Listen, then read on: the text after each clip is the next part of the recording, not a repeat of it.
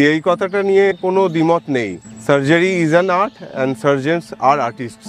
আজকে অপারেশন কেমন হবে, তার রেজাল্ট কেমন হবে, রুগী কতটা সুস্থ হবে, সেটা শুধুমাত্র ডাক্তারের নলেজ, সাইন্টিফিক নলেজের ওপর নির্ভর করে না। আর যুগের সঙ্গে অ্যাডভান্সমেন্ট হয়েছে, অনেক উন্নতি হয়েছে বৈজ্ঞানিক প্রযুক্তি, এবং সার্জেনের স্কিল, সার্জেনের নলেজের সাথে সাথে সার্জেনের এক্সপিরিয়েন্স, এই সব অভিজ্ঞতায় সার্জারির আউটকামটা নির্ধারণ করে।